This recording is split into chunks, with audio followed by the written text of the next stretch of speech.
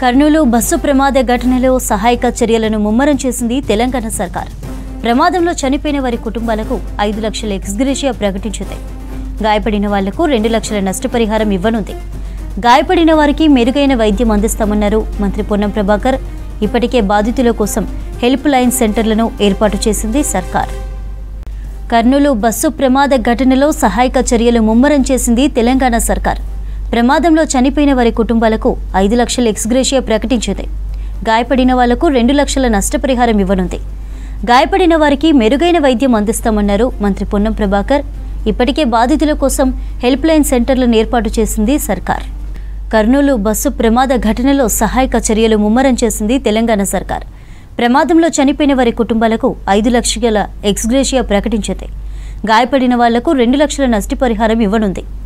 గాయపడిన వారికి మెరుగైన వైద్యం అందిస్తామన్నారు మంత్రి పొన్నం ప్రభాకర్. ఇప్పటికే బాధితుల కోసం హెల్ప్ లైన్ సెంటర్లను ఏర్పాటు చేసింది సర్కార్. రైట్, బస్సు ప్రమాద మృతుల కుటుంబాలకు సర్కార్ ఆర్థిక సాయం, ఇతర వివరాలకు సంబంధించిన డీటెయిల్స్ యాదగిరి అందిస్తారు. యాదగిరి, ఏంటి డీటెయిల్స్?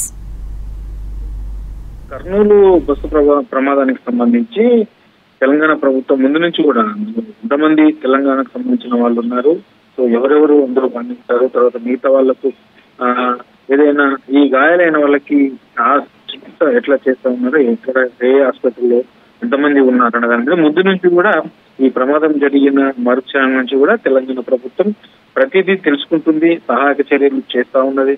ఇక కర్నూలు బార్డర్ లో ఉన్నటువంటి కలెక్టర్ సంబంధించి తర్వాత ఎస్పీలను కూడా అక్కడికి గద్వాల నుంచి ప్రమాద స్థలానికి కూడా పంపించారు. అక్కడ హాస్పిటల్లో చికిత్స పొందుతున్న వాళ్ళకు కూడా వెంటనే మెరుగైనటువంటి చికిత్స అందించే విధంగా తెలంగాణ ప్రభుత్వం కూడా చర్యలు తీసుకుంటుంది.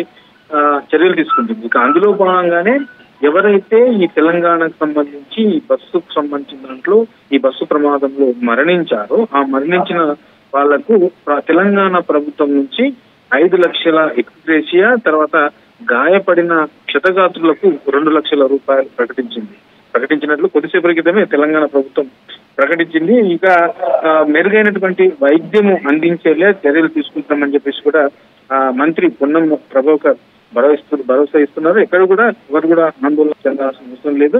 ఇక ఎవరైతే చికిత్స పొందుతున్నారో వాళ్లకు నాణ్యమైనటువంటి చికిత్స మంచి హాస్పిటల్కి తరలించి అక్కడ ఎక్కడ వైద్య సేవల్లో ఇక్కడ కూడా ఇబ్బంది రాకుండా అన్ని చూసుకుంటామని చెప్పేసి కూడా మంత్రి చెప్పారు.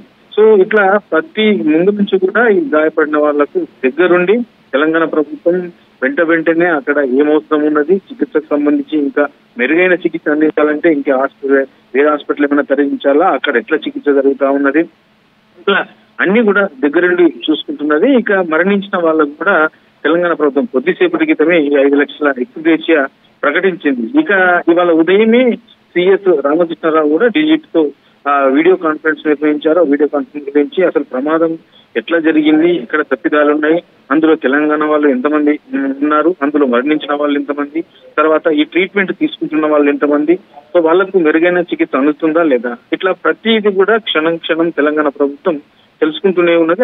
ఇక్కడ ఎవరైతే ట్రీట్మెంట్ తీసుకుంటున్నారో ట్రీట్మెంట్ తీసుకునే విషయంలో మాత్రం చాలా సీరియస్ గానే ఉంది. ఎక్కడ కూడా అందులో నిర్లక్ష్యం కాకుండా అన్ని జాగ్రత్తలు తీసుకునే విధంగా అధికారులను అక్కడ దగ్గరుండి తెలుసుకునే విధంగా ఏర్పాట్లు చేసింది.